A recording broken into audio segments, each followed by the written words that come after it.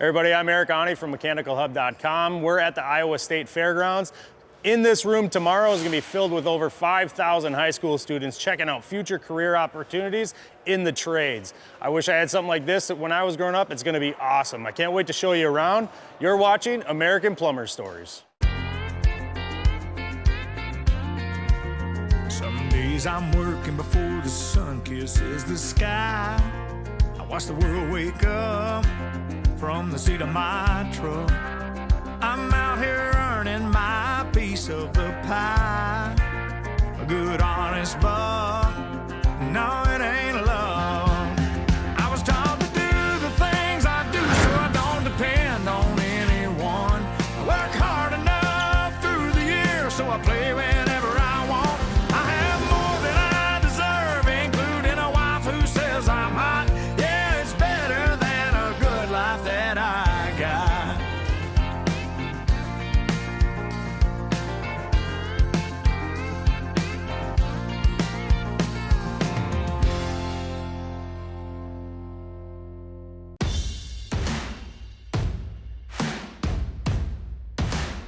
So we have 115 exhibitors from around Iowa. We've had things like construction, manufacturing, healthcare, law enforcement, military, and then imagine it with 5,000 students getting their hands on everything.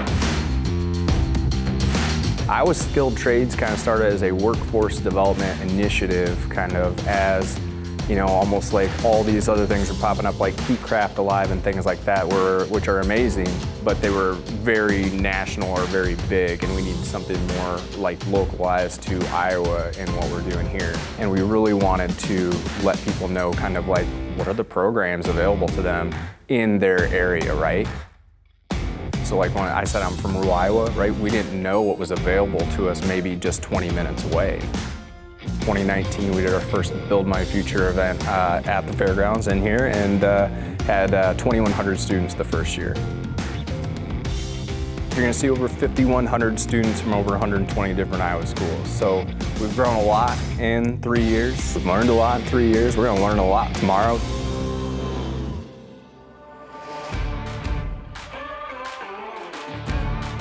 Hey, a big part of what the Iowa Skilled Trades program is doing is funding education. We're outside the central campus here in Des Moines where they've got business and technical courses. They've got a great plumbing and heating lab. They are teaching electrical, HVAC, and carpentry. We're going to go up here to the electrical lab, which we just built out. This was our phase 2 of our build out here. And you'll see what the plumbing mechanical side will look like when it's done, and then there's classrooms in the middle, right? We use NCCER, so it's all fully accredited, and all of their hours actually apply towards either an apprenticeship or the local community college if they go to school, right? So we think we've got a win-win. How much time is spent in the math curriculum? How much time is hands-on? So what we do is the math curriculum is a year-long class, but we integrate it into each of the programs.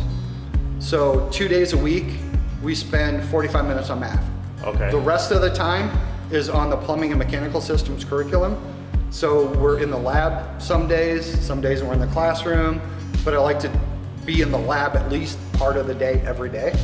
When we brought in the interventionist to put the curriculum of geometry into the carpentry, then the kids don't have to think of it in a, you know, just an imaginary world, right? They can touch it and feel it and say, oh, now I understand what that formula means, because that's how we figure out a roof, right? It's not just imaginary anymore.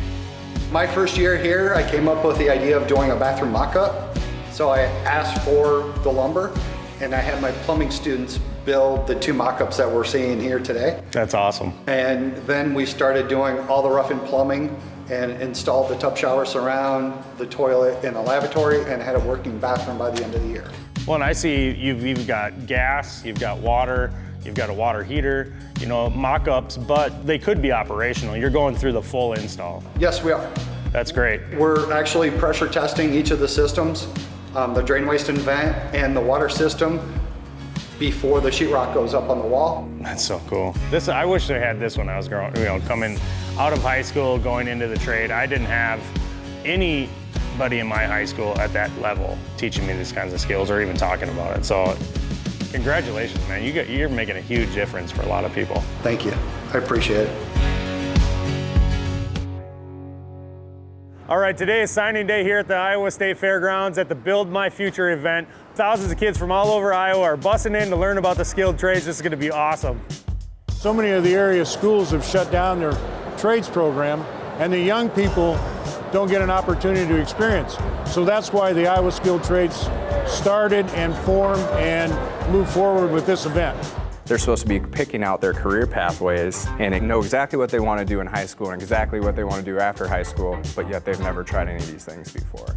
So we have to try and give them that before they're picking their classes and before they're graduating from high school, so they do know what they want to do. I was also impressed with the number of turnout when it came to the employers. We got word about that, like officially, this is when it's going to be, this registration, and within a day or two, got word that it was filled up.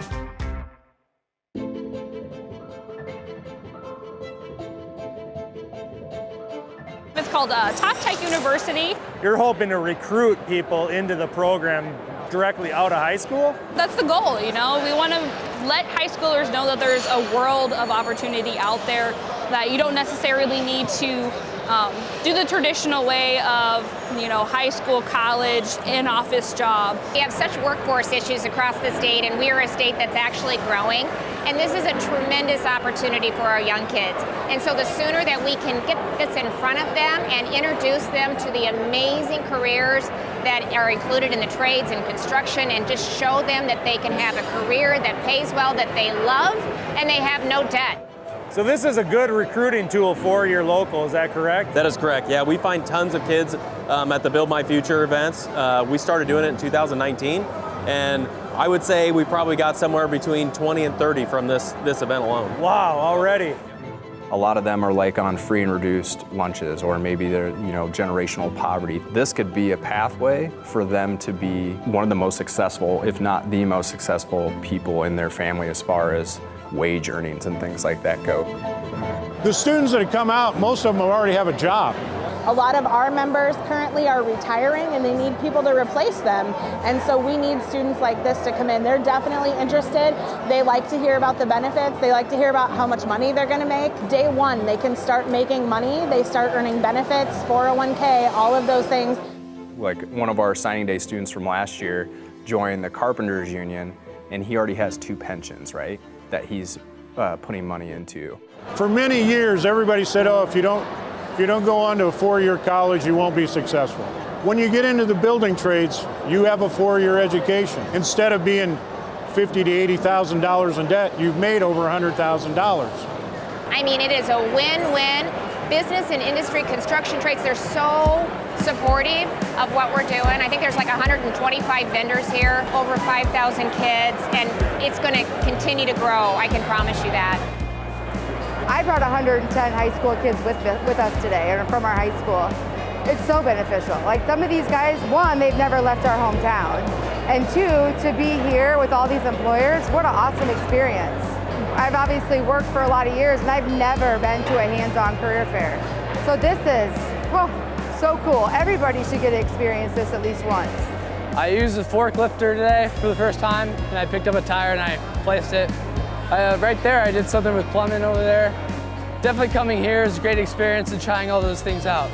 My advice is to just try everything, really. Find what you like, find what you don't like. Throughout high school, I took some welding classes, and then that's when I started getting interested in. So in May, I should graduate with my welding certificate.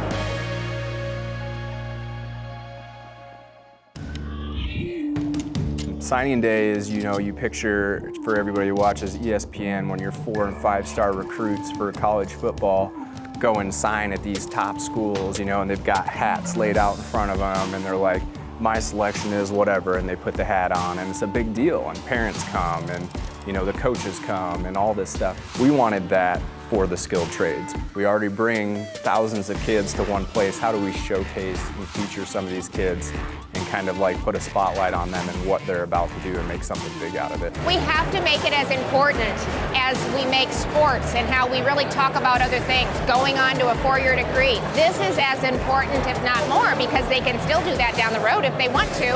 It's up to them. But to really raise the level of opportunity and to make a big deal about it, it's so important. This one's a lot of fun because the governor comes and actually signs a piece of paper for them. It's them basically saying, hey, I'm committing to go into the trades in my future, and then usually their business or their apprenticeship coordinator or their teacher or somebody, their parent even, can sign that with them. It just depends who they bring with them. And as we give them that and they can frame that or whatever, it's just we try and make it a big deal. They've committed to the employer, they've committed to the 4-year apprenticeship program, and it's a great way to jump start it and make them feel good about the decision they made. I see the engagement from kids that have checked out, that are dropping out. It keeps them in school. They love the hands-on. They love to build stuff. They love to make a difference. They love that they're getting paid. In the state of Iowa, there is so much work right now, and it's been that way for the last 50 years, in my opinion, because that's how long I've been in the industry. Every single governor that I talk to is dealing with a workforce crisis today. Businesses are saying, you know, it looks good, their capacity to grow is there, they just need workforce. And so here we are, here's 5,100 students that are here to try to talk to them about coming to work for their business. We still have something like 82,000 open jobs in Iowa right now, and that's every job. We don't have 82,000 people that move to Iowa in a year. We'll never fill those jobs unless we start doing things like this.